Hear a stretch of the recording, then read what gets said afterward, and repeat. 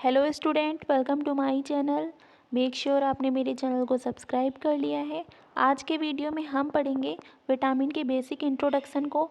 Concept को समझते हुए हम शॉर्ट वे में जो है पॉइंट टू पॉइंट आगे बढ़ेंगे। सबसे पहले हम जानते हैं कि विटामिन होता क्या है। तो विटामिन जो है पोषक तत्व है। पोषक तत्व क्या होते हैं? पोषक तत्व वे तत्व होते हैं जो हमारे शरीर के निर्माण में, हमारे शरीर को ऊर्जा प्रदान करने में, हमारे शरीर के विकास में, हमारे शरीर की सुरक्षा में और शरीर में होने वाली विभिन्न क्रियाओं के संचालन और नियंत्रण में सहायक होते हैं।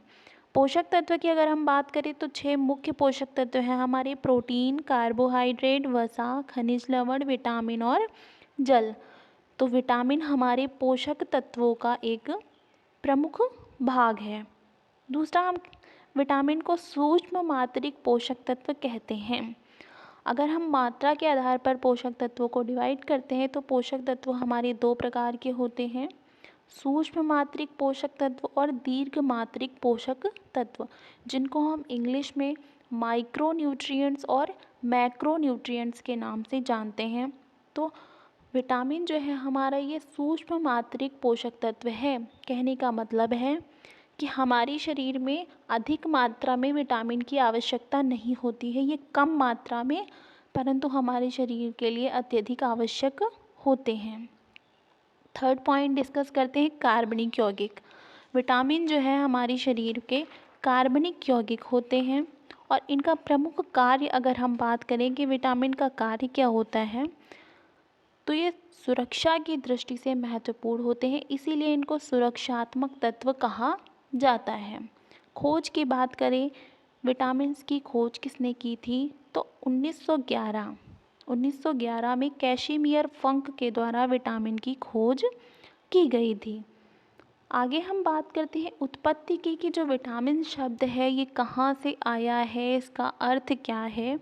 इम्पॉर्टेंट है आपके एग्ज़ाम के पॉइंट ऑफ व्यू से। तो विटामिन जो है ये हमारी ग्रीक भाषा के वीटामाइन शब्द से जो है बना है।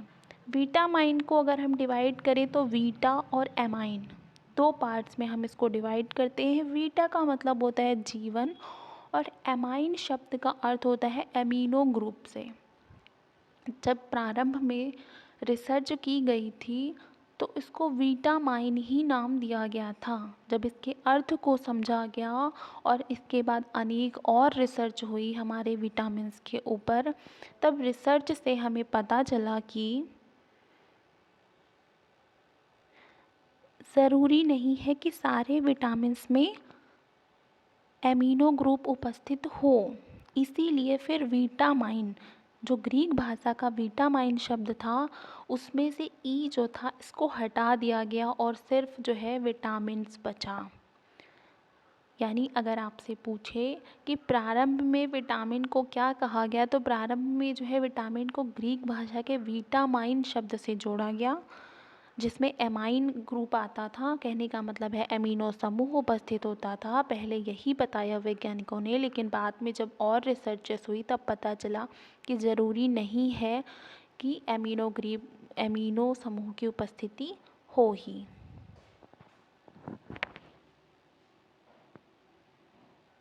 इसीलिए वीटामाइन का ई हटाकर विटामिन्स कर दिया गया। आगे बढ़ते हैं। उपापचयी क्रियाओं को पूरा करने में विटामिन जो है हमारे शरीर में उपापचयी क्रियाओं को पूरा करने में महत्वपूर्ण भूमिका निभाता है। अगर आपके विटामिन्स के कार्य से क्वेश्चन आता है तो ये आपके लिए एक इम्पॉर्टेंट पॉइंट है।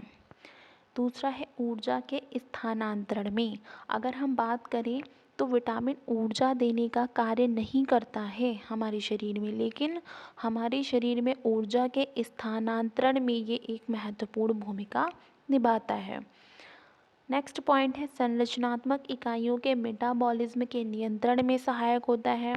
अगर हम बात करें तो संरचनात्मक इकाई भी नहीं है विटामिन, हमारे शरीर के निर्माण में सहायक नहीं होता है, लेकिन जो संरचनात्मक इकाइयाँ होती हैं उन इकाइयों के मेटाबॉलिज्म के नियंत्रण में विटामिन जो है अपनी महत्वपूर्ण भूमिका निभाता है। ऊर्जा के स्थानांतरण और संरचनात्मक इकाइयों के मेटाबॉलिज्म के नियंत्रण में सहायक होने के कारण ही विटामिन को सहायक आहारीय कारक जो है कहा जाता है। एसेसरी डाइटरी फैक्टर के नाम से हम विटामिन को जानते हैं। ये क्वेश्चन आपके लिए इम्पॉर्टेंट है, एग्ज़ाम में पूछा जा सकता है। आगे अगर हम बात करते हैं फ्री रेडिकल्स की, तो विटामिन जो है फ्री रेडिकल्स यानी कि मुक्त मूलकों को समाप्त करने का कार्य करता है। इम्पॉर्टेंट है पॉइंट। हम शॉर्ट तरीके से कॉन्सेप्ट के इम्पॉर्टेंट पॉइंट को समझते हुए चलेंगे, जहाँ से एग्ज़ाम में आपसे क्वेश्चन पूछे जा चुके हैं और आगे पूछे जाने की संभावना है। फ्री रेडिकल्स होते क्या हैं, सबसे पहले हम उसको समझ लेते हैं। एक स्वतंत्र कार्बनिक अणु होते हैं फ्री रेडिकल्स, चयापचय क्रियाओं के द्वारा उत्पन्न होते हैं। कहने का मतलब है हमारे शरीर में जब चयापचय की क्रियाएं होती हैं तो उन क्रियाओं के फलस्वरूप कुछ स्वतंत्र कार्बनिक अणु हमारे शरीर में उत्पन्न होते हैं, जिनको फ्री रेडिकल्स के नाम से जाना जाता है, और ये हमारे शरीर के लिए हानिकारक होते हैं। हमारे शरीर को जो है हानि पहुंचाने का कार्य करते हैं ये। और किस प्रकार से हानि पहुंचाते हैं, क्या क्या प्रभाव होते हैं इनके, उसको हम समझते हैं। त्वचा को चमक रहित बनाते हैं, बेजान करते हैं, काले घेरे में सहायक होते हैं और बूढ़ा दिखने में सहायक होते हैं। कहने का मतलब है कि आयु से पूर्व ही व्यक्ति की जो त्वचा है उसकी चमक खत्म होने लगती है, त्वचा बेजान सी हो जाती है, काले घेरे उत्पन्न हो जाते हैं और समय से पूर्व ही व्यक्ति जो है बूढ़ा दिखने लगता है। किसके कारण? फ्री रेडिकल्स की अधिकता के कारण। और होते क्या है ये? चयापचय क्रियाओं के फलस्वरूप बनने वाले स्वतंत्र कार्बनिक अणु हैं जो हमारे शरीर के लिए हानिकारक होते हैं। आगे बात कर लेते हैं एंटीऑक्सीडेंट पर। मुक्त मूलकों को समाप्त करने का कार्य कौन करता है? तो एंटीऑक्सीडेंट करते हैं। इम्पॉर्टेंट है आपके लिए एंटीऑक्सीडेंट का पॉइंट भी। 3 विटामिन ऐसे हैं जिनको हम एंटीऑक्सीडेंट विटामिन के नाम से जानते हैं। कौन कौन से हैं? विटामिन ए, विटामिन सी और विटामिन ई। ये आपके लिए मोस्ट इम्पॉर्टेंट है।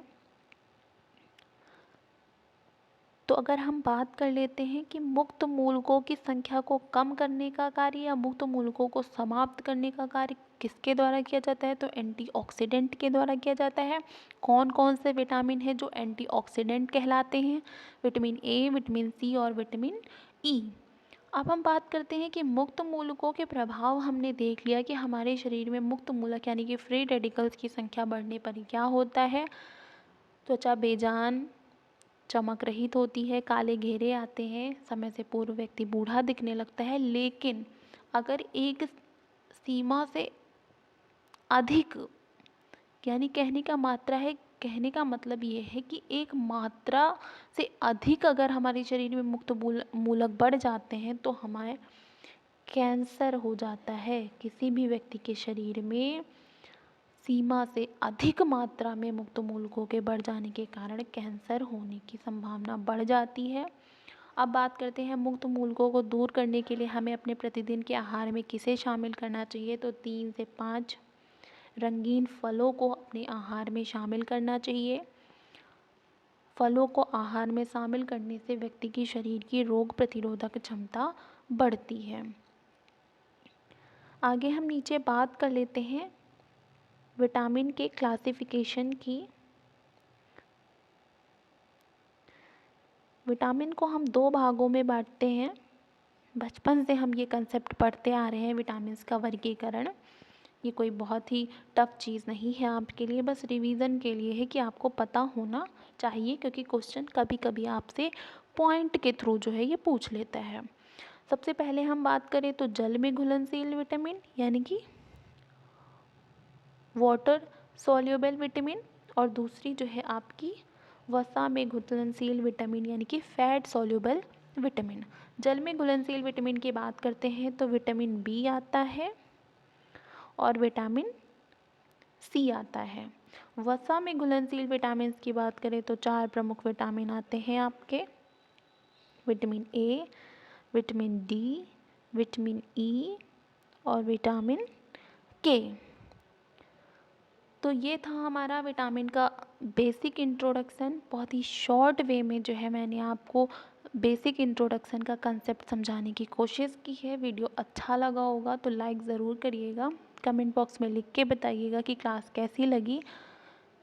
Thank you.